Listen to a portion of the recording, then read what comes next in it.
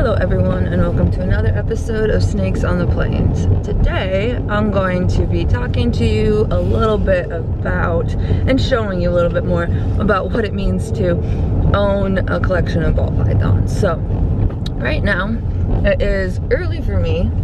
I have a late job, and so excuse the bags under the eyes and whatnot, but I am driving to pick up over $300 of rats, and this is something that needs to be done a little bit more often than what one might think.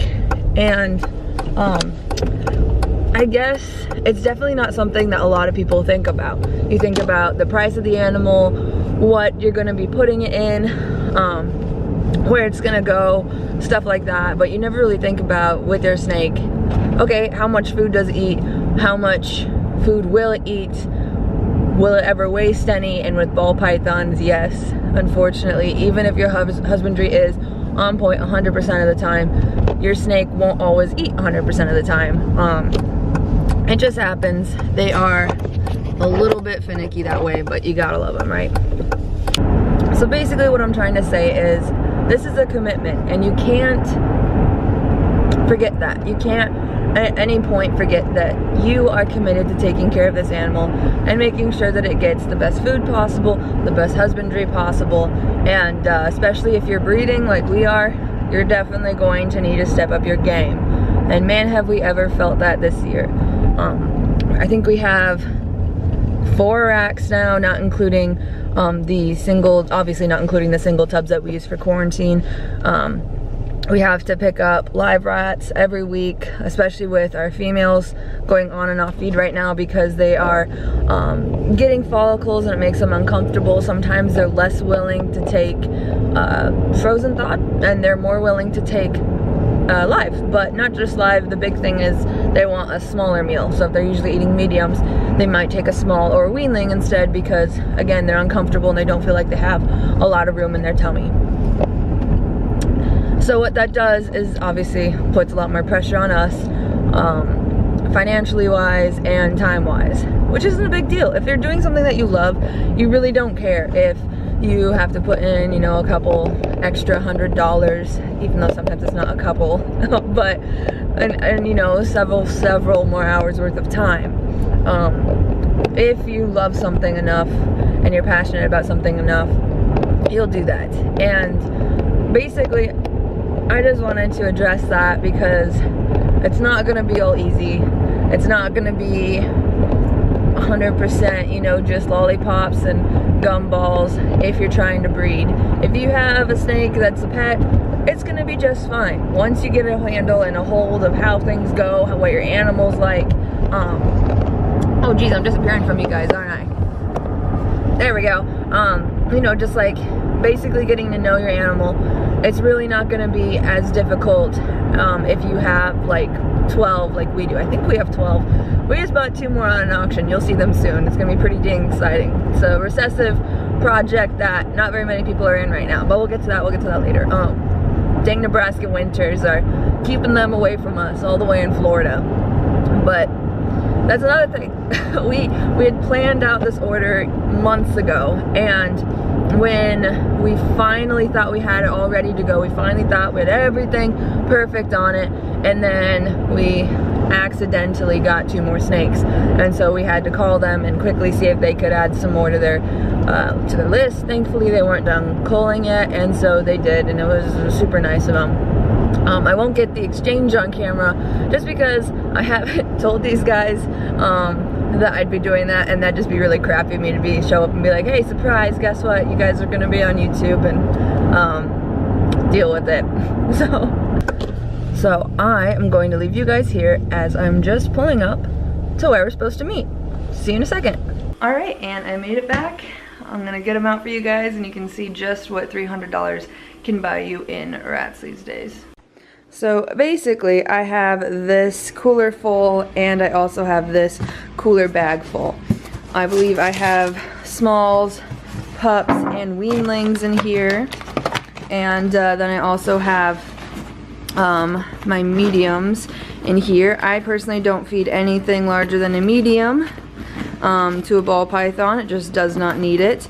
And then I don't feed males larger than a small every 10 days because I find that that makes them breed better and that makes them very muscular. And I like the way that looks. And no, not skinny. It really does make them more muscular. So let me just start getting these guys out. Alright, and if you guys were curious about the exact number of rodents in there, it looks like I have 40 rat pups, 45 weanlings, 100 small rats, and then 40 mediums. And hopefully this will last us for a couple months. Several of our females that do eat the mediums are no longer on them as it is breeding season. The males are only going to get one of those 100 smalls every 10 days unless it is a younger ball python. We have one of our secret project females and she's a younger one, so she gets a small every 7 days, along with the Hurricane, Jupiter, and also Sir Monty Python, which is the Mojave Pewter. He's small right now, or smaller. They're juveniles right now, so they get a small every 7 days. I only switch that over once they get up to size. And if you're curious about what size that is, you can go ahead and check out my feeding video, and it will have a little chart in there that I use, just because I like to use more scientific means than just eyeballing, you know, the thickest part of your snake, which is what you can do to feed. But again, I just wanted to show this off because I wanted people to know that if you're looking to get into ball pythons, it's not going to be, and breeding them specifically, it's not going to just sort of happen. You're gonna have to put in some real work and a lot of funds. But if it's your hobby and it's something that you're passionate about, it really shouldn't be, you know, too big of a deal. I just don't want you to get over your head and then get disappointed. I've seen a lot of people having to sell their collection recently, and that is just really, really too bad. I mean, terrible. I would never want to have to end up like that and have to sell my collection just because I wasn't prepared. So please do your research and please be prepared.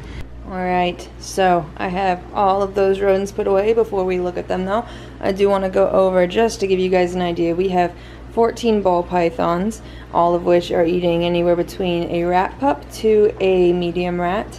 And at the moment, when I feed every month, we'll just say, so every month I go through 15 pups, 6 weanlings, 12 smalls to 15 smalls, or in between my 7-day feeders they get 12 smalls a month, and my 10-day feeders, the males, they get 15 smalls a month. And then broken up between my mediums, my medium feeders, it's 12 mediums a month. So that gives you an idea of just how much rats I'm going through. So I do have my own food in here too, but this is basically what it looks like. Got my smalls there, weanlings, pups, and a huge ass stack of mediums. So hopefully won't be running out of those anytime soon.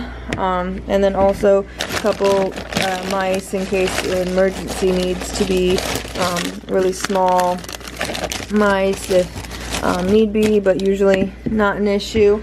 The best thing about these, not these, but everything else, is vacuum sealed.